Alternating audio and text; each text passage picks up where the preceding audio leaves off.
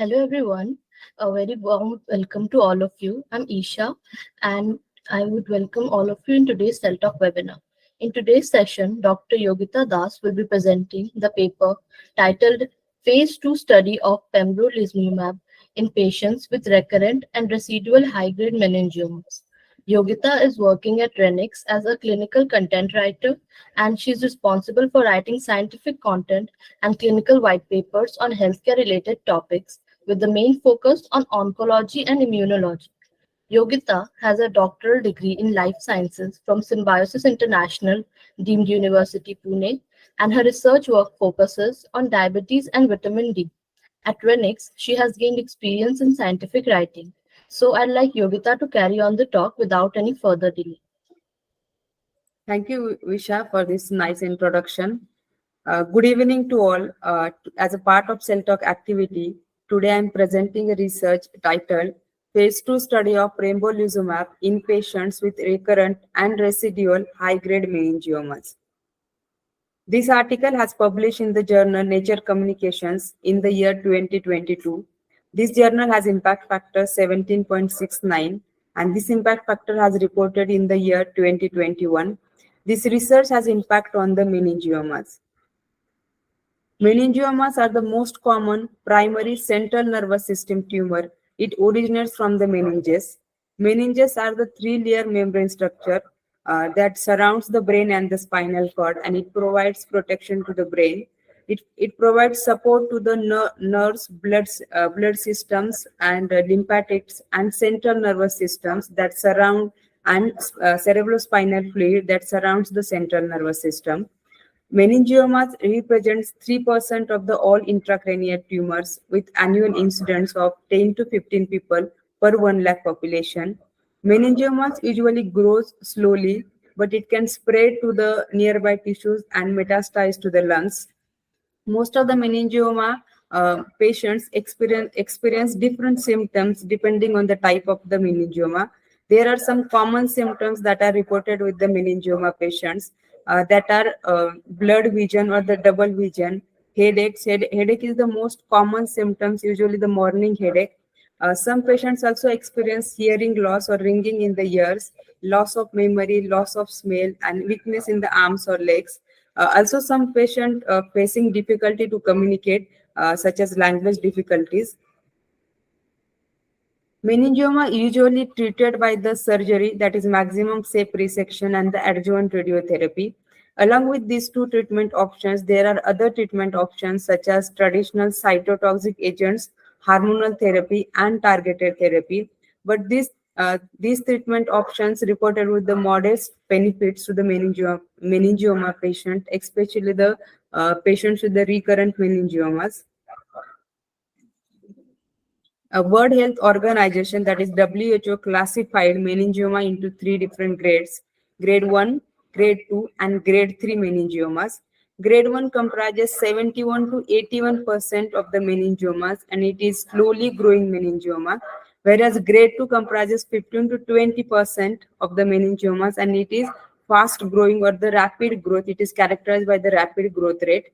Whereas grade 3, it is comprises 1 to 4%, and it is characterized by the rapid growth rate and the spread to the nearby tissues. It can often metastasize to the other body organs such as lungs. Both grade 1 and grade 2 are more common in female as compared to the male, whereas grade 3 it is more common in the male.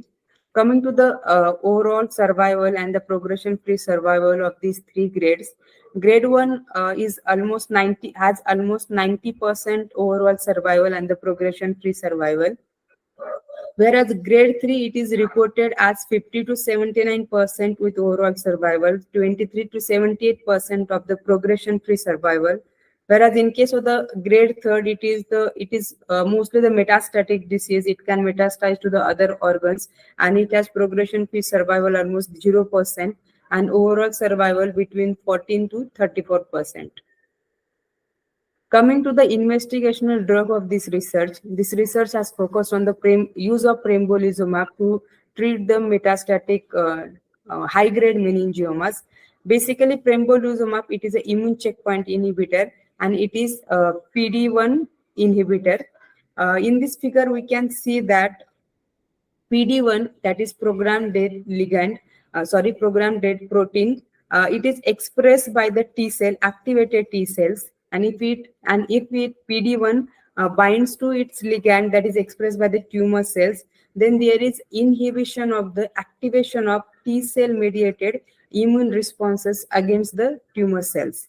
But if PD1 it get binds to its inhibitor, that is anti-PD1, and in this case it is pembrolizumab. If PD1 binds to the pembrolizumab, then there is no interactions between PD1 and its ligand, and then activated T cells binds to the antigen that is expressed on the tumor cells, and there is activation of the T cell mediated immune response against the tumor cell, and T cell can cause tumor cell death.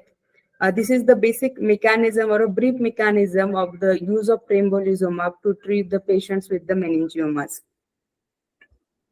There are some present challenges associated with this area of the research. As we have already seen that there are two major treatment options available for the meningioma patients, that is surgical safe resections and the radiotherapy. Whereas other therapeutic options, that is cytotoxic agent, hormonal therapy, and targeted therapy, reported with the modest benefits to the meningioma patients, especially for the higher grade meningioma patients. Also, there is a lack of additional treatment options and lack of efficient systemic therapies. Most of the previous research reported 0% response rate with the use of systemic therapies, especially for the recurrent meningiomas. The major challenges associated with recurrent meningiomas is that recurrent meningioma do not have targetable genomic alterations or the apparent drivers of the malignant development. Thus, targeting the immunological microenvironment may be a successful approach to treat patients with the meningiomas. On the basis of this literature, researchers have framed an hypothesis that pembrolizumab, a PD-1 inhibitor, could result in antitumor activity for high-grade meningiomas. Thus, this research has object to that a prospective. It was an open-label prospective phase 2 study, and this study evaluated the efficacy and safety of pembrolizumab in the patients with progressive high-grade meningiomas. It is an open-label single-arm phase 2 study, and this study was conducted in accordance with the Declaration of Helsinki and the Good Clinical Practice Guidelines. In total, 26 patients were enrolled in this study between November 2017 to January 2021, and all the patients had histologically confirmed progressive or residual intracranial or metastatic grade 2 or grade 3 meningiomas. This study had received approval from the ethical board, that is institutional ethical board. Also, they have collected informed consent from all the participants before their inclusion in the trial. Inclusion criteria was described as the age should be greater than or equal to 18 years. Also, they have calculated ECOG score before the prior to the inclusion of the patients in this trial. ECOG, it is the Eastern Cooperative Oncology Group Performance Status Score. It describes the ability of the person to take care of themselves and the physical function of that patient. And this ECOG score less than or equal to 2 indicates that patient can take care of themselves and they can they can walk, they can have the physical ability. So such patients they have included in this trial. Also, stable dose of corticosteroids, that is dexamethasone at 2 mg or less for at least 7 days before start of the trial, and the prior meningioma directed therapies these patients have included in this study. The exclusion criteria was participants who had systemic therapies within 2 weeks prior to the trial enrollment. Such type of the patients had not considered for this study. Also, the concurrent meningioma directed systemic agents or the radiation with the study drug have not included in this study. Coming to the study design, this study had two major endpoints, primary endpoint and the secondary endpoint. In the primary endpoint, they have evaluated the proportion of the patients alive and progression-free at 6 months. Whereas in secondary endpoint, they have evaluated radiographic response, that is progression-free survival, then overall survival, and best intracranial response. The best intracranial response is defined by the complete response of the drug or partial response, then stable disease, and the stable disease, and then all the patients administer with the pembrolizumab 200 mg every 3 weeks until disease progression, unacceptable toxicity, and death of the patient. Then every after 6 weeks, they have performed brain MRI for restaging, and then they assess the intracranial and extracranial response rate in all the patients. In addition to this, they have performed the biomarker analysis. For this biomarker analysis, they have collected archival meningioma tissue samples. Preferably, these tissue samples collected immediately after the enrollment of these patients in this trial. And then they have assessed the PD-L1 expression. And then they have also calculated percentage of PD-L1 positive tumor and stromal cells. Coming to the results section, this table describes the characteristics of the enrolled patients. There are 26 patients enrolled in this trial. Out of these 26, 23 patients were with the grade 2 and 3 patients were with the grade 3 meningiomas. Whereas out of 26, 15 patients had progressive disease, 11 patients had residual measurable disease after surgery, 7 patients reported with the invasive or extracranial meningiomas, and 4 patients had the distal metastatic disease. Here is the details of prior therapies received by the patients. All the patients have undergone surgical resections. Then 24 patients received radiotherapy, 2 prior rounds of the radiotherapy, and 10 patients received prior systemic therapy, 1 round of the systemic therapy.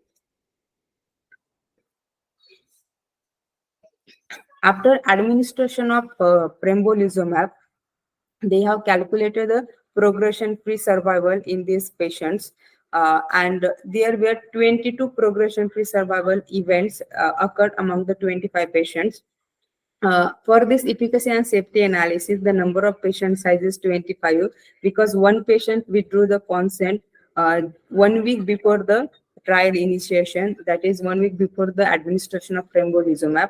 So for this analysis, the patient size was 25, and the median PFS was reported for this entire cohort was the 7.6 months. Also, out of this 25, 12 patients achieved the PFS 6, that is progression-free survival at the 6th month. And the median overall survival for the entire cohort was reported as 20.2 months. And the median survival, progression-free survival from the start of the treatment for 12 patients, those achieved PFS 6 was 17.3 months. And it is consistent with the previously published other reports related to pembrolizumab.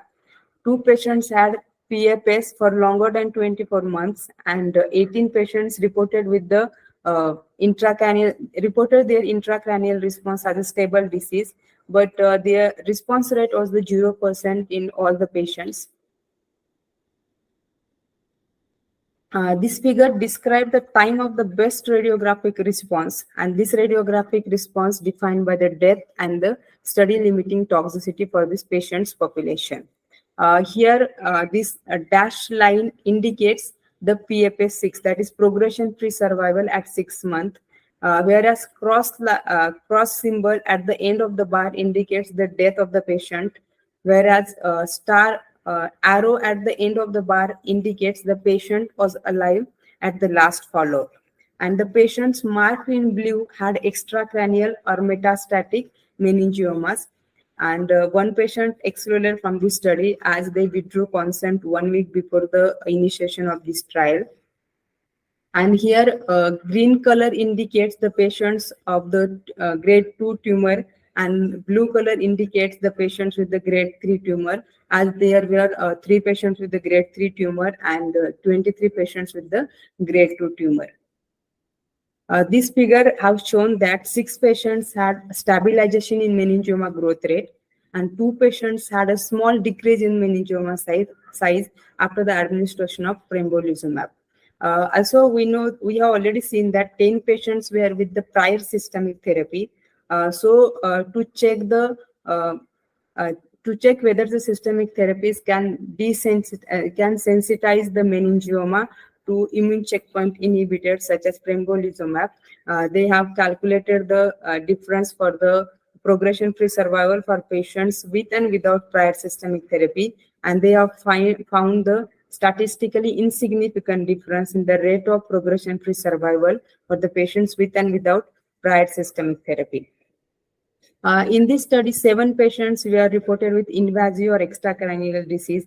Out of these 7, 4 patients achieved progression-free survival at 6 months. And we know that one patient was with the distal metastatic disease, and these patients had nearly 20 months of the progression-free survival. Also, 3 patients had extracranial stable disease, and 3 patients reported with the progressive disease. At the time of the data lock, 10 patients were allowed at the last follow-up. Then they have evaluated the toxicity of pembrolizumab. The median number of the cycles completed with the use of pembrolizumab was 6, and the range was between 2 to 29. And they have reported actually all the 25 patients reported with at least 1 or 2 adverse events. And out of these 25, 10 patients reported with 1 or more grade 3 or higher adverse events of any attribution, and 5 patients reported with treatment-related 1 or more grade 3 or higher adverse events. And 22 patients reported with the adverse events that are related to the treatment. 10 patients experienced fatigue, and 6 patients reported with the pruritus.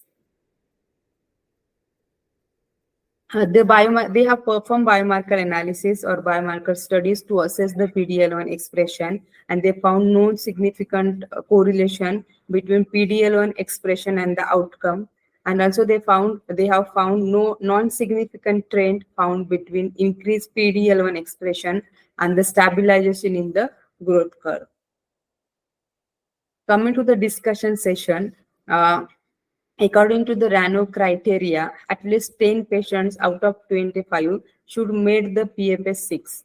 And in this case, in this study, out of 25, 12 patients achieved PFS 6, that is progression-free survival at 6 months. So this study reached at its primary endpoint.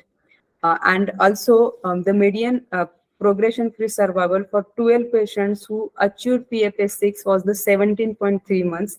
And previously, most of the recent trials have reported a median PFS of between 4 to 26 weeks. So the results obtained or the findings of this study are consistent with the previously published reports. Also, they have reported some side effects of the pembrolizumab, but these side effects are manageable, and they can be treated by the symptomatic therapies, and they are comparable with the previous reports.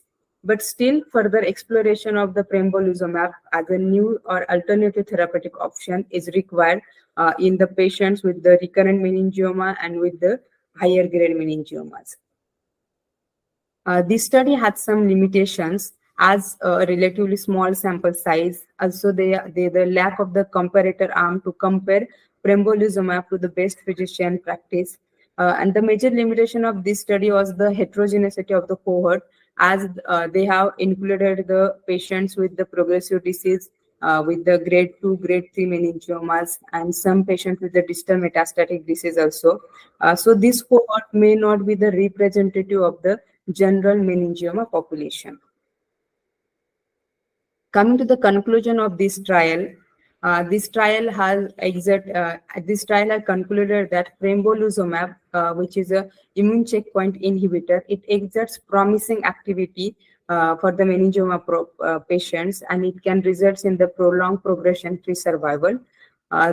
Thus, further studies are needed to identify which meningioma subtypes or facets of the tumor microenvironment are associated with the efficacy of the immunotherapies.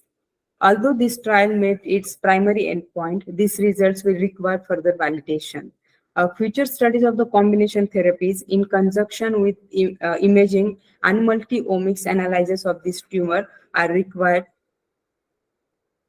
This research has a major impact on the use of the immunotherapy for the meningiomas patients, especially the recurrent and the higher grade meningioma patients, because pembrolizumab, which is an immune checkpoint inhibitor, had shown the uh, efficacy to slow down the disease progression, so it can offer hope for longer survival of patients with the high grade meningiomas.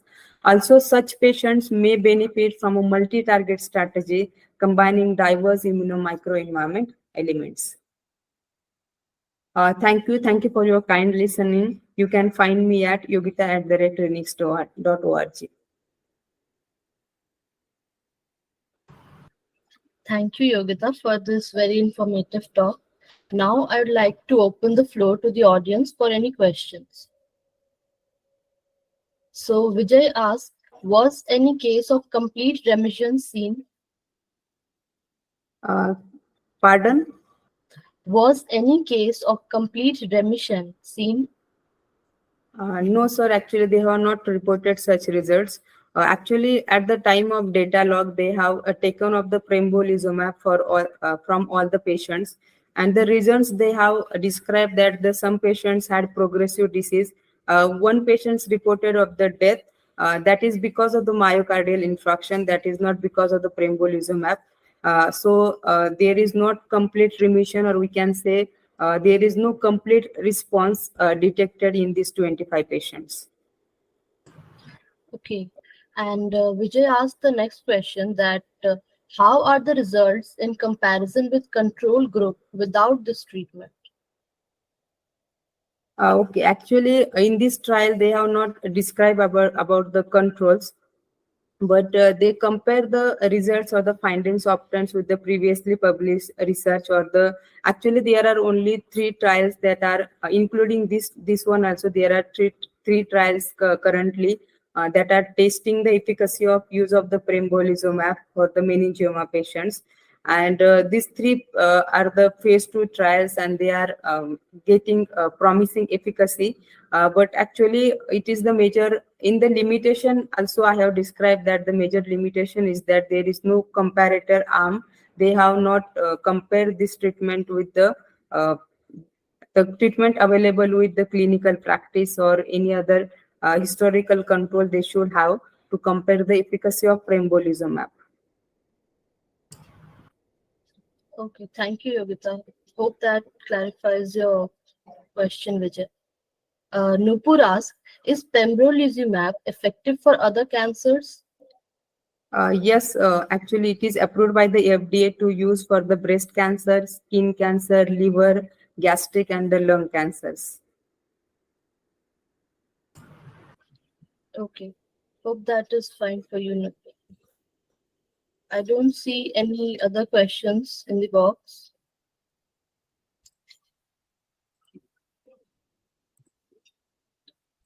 Okay, so before concluding today's session, I'd like to inform you about our next webinar, which is on the 19th of April 2023, to be presented by Krishna on the topic the performance of different machine learning algorithm and regression models in predicting high-grade intracranial meningioma.